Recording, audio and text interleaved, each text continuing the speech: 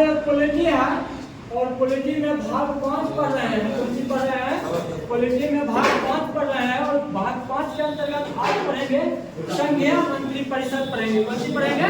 संघीय मंत्री परिषद पढ़ेंगे। तो अनुच्छेद 53 में कहता है कि समस्त कार्यपालिका शक्ति जेकरा में निहित होता है तो राष्ट्रपति में निहित होता है। केकरा में निहित होता है तो राष्ट्रपति में निहित होता है। और ये जो काम जो करते हैं राष्ट्रपति स्वयं या अपने अधीनस्थ पदाधिकारी के माध्यम से करते हैं। किसके तहत करते हैं?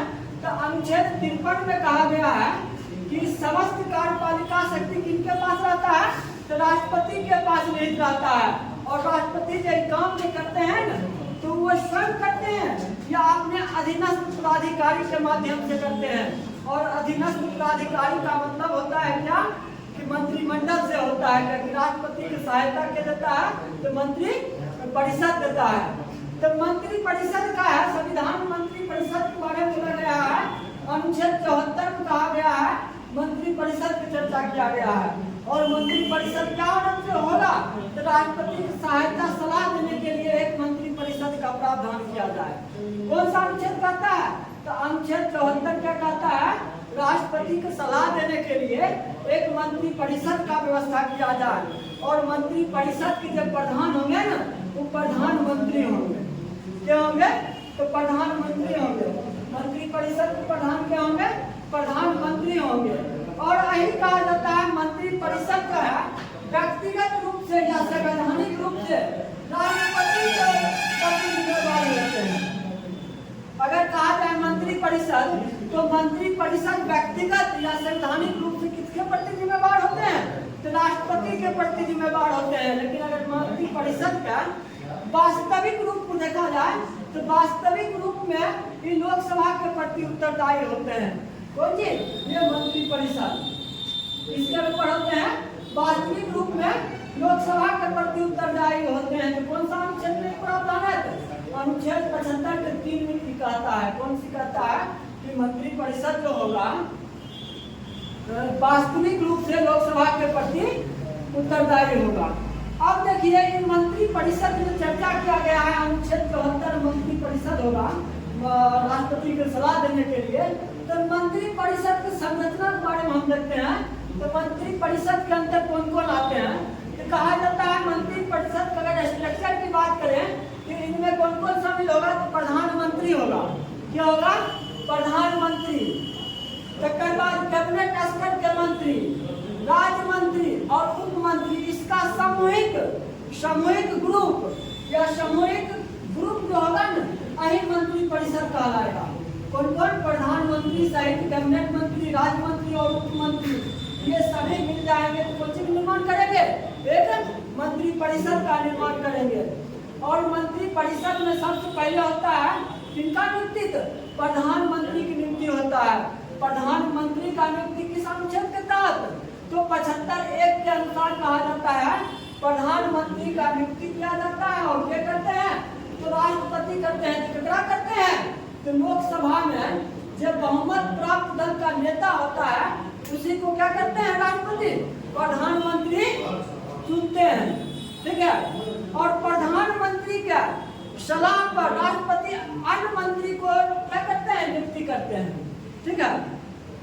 क्या बोले हैं? प्रधानमंत्री की नियुक्ति के करते हैं तो राष्ट्रपति के क्या करते हैं तो आज लोकसभा में बहुमत प्राप्त दल के नेता को क्या नियुक्त किया जाता है? प्रधानमंत्री। और प्रधानमंत्री के सलाह पर राष्ट्रपति ही अन्य मंत्री की कौन सी करते हैं? नियुक्ति करते हैं। ठीक है। और कहा जाता है सभी मंत्रीगण जो होते हैं तो अपना पद जो ग्रहण करते हैं राष्ट्रपति के प्रसाद पर्यंत धारण करते हैं। कौन सी? राष्ट्रपति का प्रसाद पर्यंत धारण करते हैं। ठीक है। और यही कहा जाता है कि अगर कोई भी ठीक है अगर कोई राष्ट्रपति कोई अन्य मतलब किसी अन्य मतलब जो संसद के सदस्य नहीं है उनको भी अगर क्या करना पड़ता है 6 महीने अंदर क्या करना पड़ता है संसद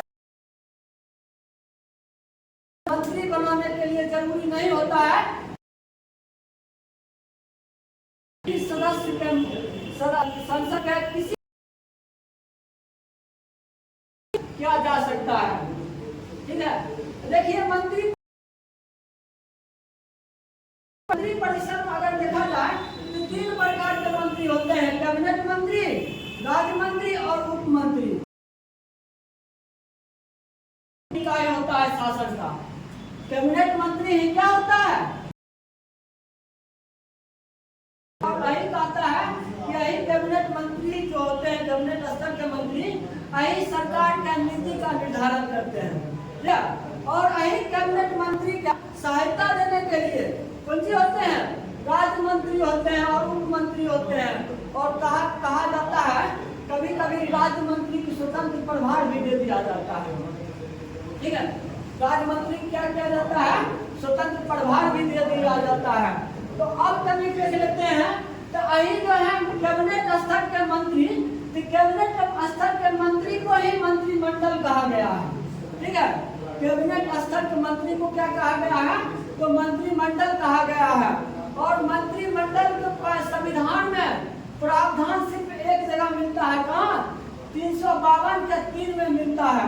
तो कंडीशन ऐसा हुआ था जब इंदिरा गांधी अचानक इमरजेंसी लागू कर दिए थे अनुच्छेद 352 के तहत 1975 में, तो किसी कैबिनेट मंत्री को पता ही नहीं था कि भारत में इमरजेंसी लागू हो गया है। जब जाकर के 74वां संविधान संशोधन 1978 में यह प्रावधान कर दिया गया है मोनार्की गोसाई के द्वारा कि अब जो राष्ट्रीय आपात लगेगा यही प्रधानमंत्री यही मंत्रिमंडल का लिखित सूचना के आधार पर तो तब जाके कौन सी लगाया जा सकता है, राष्ट्रीय आपात लगाया जा सकता है।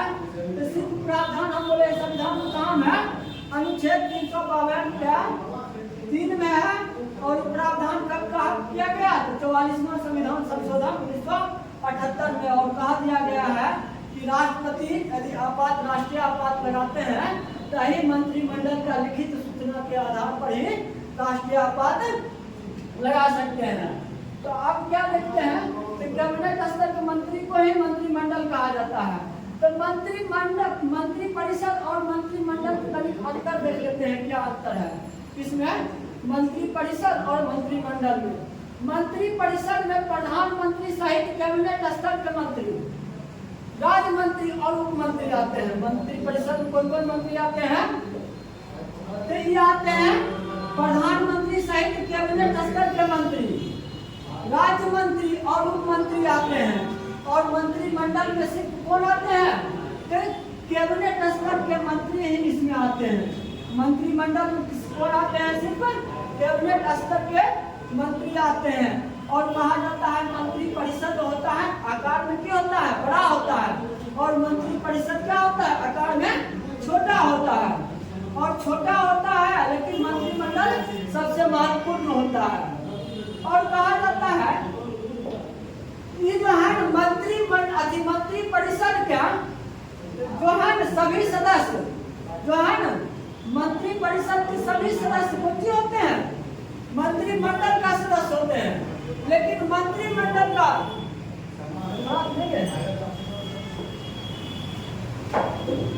मंत्रिमंडल का सभी सदस्य कौन से होते हैं, मंत्रिमंडल के सभी सदस्य मंत्री परिषद का सदस्य होते हैं। ठीक है, लेकिन मंत्री परिषद का सभी सदस्य मंत्रिमंडल का सदस्य नहीं हो सकते हैं। फिर से समझिए, तो मंत्रिमंडल का जितना भी सदस्य होगा ना, मंत्री परिषद का सदस्य हो सकता है। लेकिन मंत्री परिषद का सदस्य सभी सदस्य मंत्रिमंडल का सदस्य नहीं हो सकता है। ठीक है, और कहा जाता है मंत्री परिषद कौन सी है, आकार में बड़ा है। और मंत्रिमंडल आकार में कौन सी होता है, छोटा है लेकिन महत्वपूर्ण है। क्या कि सरकार की जितना है, सरकार की नीति का कार्यवाहन क्या करता है, यही मंत्रिमंडल द्वारा किया जाता है। अच्छा, मंत्री का शपथ देख लेते हैं। जितना भी प्रधानमंत्री सहित अन्य मंत्री हैं उनका शपथ जो होता है अनुसूची 2 में दिया, अनुसूची 3 में दिया गया है। किसमें दिया गया है, अनुसूची 3 में दिया गया है। और कहा जाता है 2 प्रकार के मंत्री जो शपथ लेते हैं, एक पद क्या, एक गोपनीयता का शपथ लेते हैं। ठीक है, अगर मंत्री परिषद का कार्यकाल देखा जाए तो मंत्री परिषद का कोई कार्यकाल निश्चित नहीं होता है। क्या होता है, मंत्री परिषद का कोई कार्यकाल निश्चित नहीं होता है। जब तक लोकसभा में विश्वास प्राप्त रहता है तब तक मंत्री परिषद भी बना रहता है। और कहा जाता है ये अधिकतम जो है न एक लोकसभा कार्यकाल तक रह सकता है, तो अधिकतम करता है तो 5 वर्ष तक रह सकता है। लेकिन जब इसका विश्वास प्रस्ताव हट के और विश्वास प्रस्ताव चलाएगा और मंत्रिमंडल मंत्री परिषद क्या हो जाएगा, पूरा विघटन हो जाएगा। ठीक है। और कहा जाता है कि मंत्री परिषद के सभी मंत्री होते हैं अनुमंत्री राष्ट्रपति कौन से होते हैं, प्रसाद पर्यंत पद धारण करते हैं। और कहा जाए कि संवैधानिक रूप से है, लेकिन अगर व्यवहारिक रूप देखा जाए कि जो है प्रधानमंत्री पर डिपेंड करता है। ठीक है। संवैधानिक रूप से राष्ट्रपति, लेकिन वास्तविक व्यवहारिक रूप से देखा जाए तो प्रधानमंत्री के ऊपर डिपेंड करता है कि कब तक वो कोई मंत्री बनल रहे। ठीक है। प्रधानमंत्री को लगता है कि नहीं वो मंत्रालय के लिए व्यक्ति बढ़िया नहीं है, तो उनको हटा करके दूसरा भी मंत्रालय दे सकते हैं। ठीक है। अब देखिए मंत्री परिषद का कुल संख्या कितना होता है लोकसभा में, सबसे बड़ी बात है। तो कहा जाता है जब प्रथम लोकसभा हुआ था उस समय प्रधानमंत्री सहित 36 गो मंत्रियों का संख्या था। मंत्री परिषद की संरचना अगर पहला लोकसभा में देखा जाए तो प्रधानमंत्री सहित कुल कितना था, तो 36 था। लेकिन संविधान में इसका जिक्र नहीं है कि मंत्री परिषद में संख्या कितना होना चाहिए, कानून प्रावधान नहीं था। लेकिन 91 में संविधान संशोधन 2003 द्वारा तो प्रावधान यह किया गया है कि लोकसभा के कुल सदस्य का 15% से अधिक क्या हो सकता है, नहीं हो सकता है। कौन सी इस बार मंत्री परिषद की संख्या कितना नहीं हो सकता है, लोकसभा के कुल सदस्य का 15% से अधिक नहीं हो सकता है। वर्तमान में 82 से अधिक नहीं हो सकता है। और कहा जाता है मंत्रिमंडल में मतभेद होने के कारण सबसे पहला व्यक्ति जो त्याग पत्र दिए श्यामा प्रसाद मुखर्जी दे दिए थे। श्यामा प्रसाद मुखर्जी दे दिए हैं। अब ये क्लास जो है मंत्री परिषद खत्म हो गया है।